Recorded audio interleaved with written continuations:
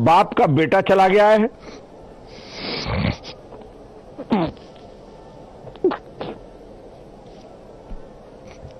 किसी का पुत्र चला गया है। अगर ये सेना के हवाले कुंभ हो जाता तो मुझे नहीं लगता कि इतना बड़ा हादसा होता। बहुत दुख है, बहुत दुख है, बहुत दुख है। प्रशासनिक व्यवस्थाओं के द्वारा कलंकित होना पड़ा है।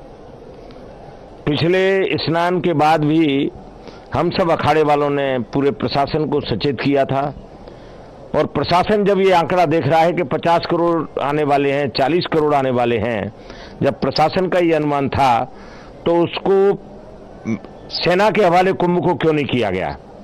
यहां प्रश्न विचारणीय है। मैं उत्तर प्रदेश के चीफ सेक्रेटरी और उत्तर प्रदेश के जो डीजीपी लाइन ऑर्डर हैं, जो डीजीपी हैं, मैं इन लोगों को व्यक्तिगत हमेशा कहता रहा कि आप सेना को बुलवाइए और सेना को ये कुंभ हवाले कीजिए, क्योंकि इतनी जनता आने के बाद ये पुलिस प्रशासन के बस का काम नहीं है। और उसका परिणाम है कि आज हमारे ऐसे ऐसे श्रद्धालु, किसी के बाप का बेटा चला गया है,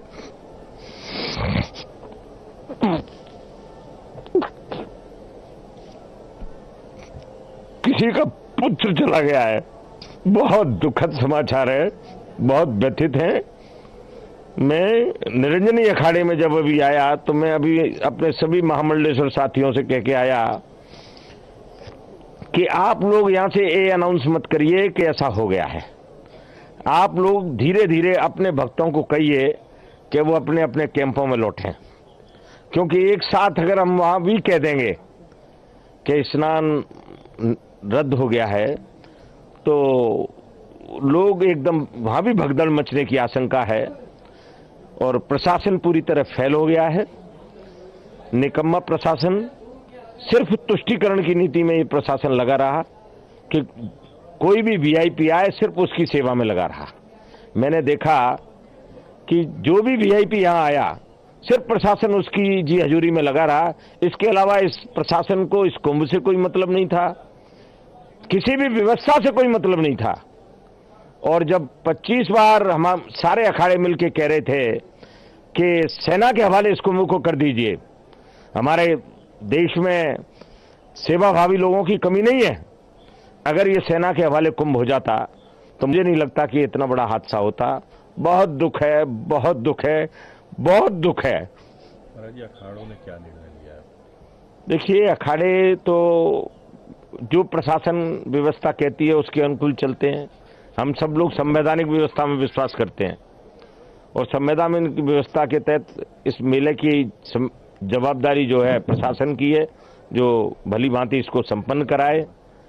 और मैं महामंडलेश्वर स्वामी प्रेमानंदपुरी निरंजनी अखाड़ा पूरे देशवासियों को ये कहना चाहता हूं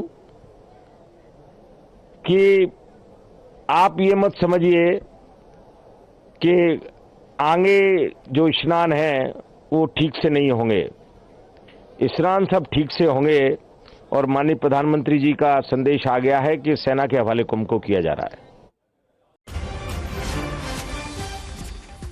तो बड़ी खबर आपको देते हैं, प्रयागराज में संगम स्थल पर भगदड़ मची है। ये बड़ी खबर इस समय आपको देते हैं, प्रयागराज से बड़ी खबर मिल रही है। मौनी अमावस्या का मौका और अमृत स्नान का मौका और भगदड़ में कई लोगों के घायल होने की खबर मिल रही है। सुन लेते हैं हमको। अखाड़े स्नान नहीं करेंगे। महाराज जी, मतलब अब स्नान कैंसिल हो गया है? देखिए, मैं तो यही जनता से अपील करना चाहूंगा कि आप आज के दिन को छोड़ करके आप बसंत पंचमी आने वाली है तो आप स्नान करें, और जो श्रद्धालु जिस घाट पे है संगम में जाने का प्रयास ना करें। हमारी सबसे बड़ी जो ये दुर्घटना जो घटी है वो संगम पे जाने के लिए हुई है। इसलिए मैं देश विदेश के जितने श्रद्धालु है जो प्रयागराज में है, जहां भी आपको गंगा जी दिखाई देती है वहां स्नान करेंगे, आप पुण्य के भागी बनेंगे। अखाड़ों में रोष भी है इसको लेकर के प्रशासन के खिलाफ? नहीं, हमारा कोई रोष नहीं। देखिए, सरकार का कोई इसमें दोष नहीं है। जब इतना हजूम आता है, इतनी भीड़ होगी, करोड़ों की संख्या में जनता है, इसको कंट्रोल करना कोई आसान नहीं है। हम सबको सरकार को सहयोग करना चाहिए,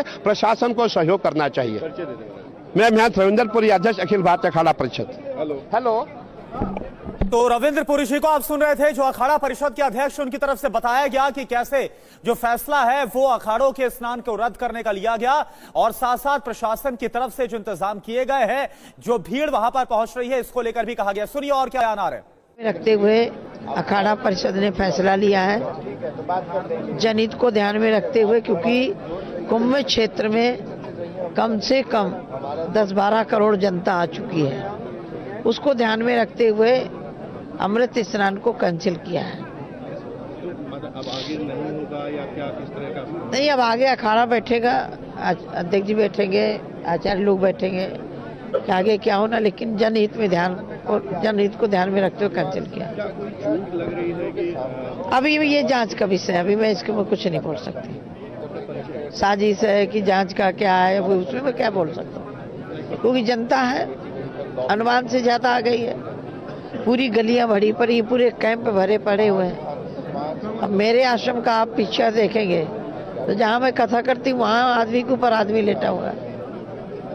तो जनता आई है, श्रद्धालु आए हैं, बस ईश्वर से प्रार्थना है कि जिन परिवारों के साथ यह हादसा हुआ है उनको जल्दी भगवान स्वस्थ करे। और निवेदन करती हूँ कि पूरा मेला क्षेत्र कुंभ है, किसी भी घाट में जाकर स्नान करें। मैं तो रोज यही निवेदन करती हूँ।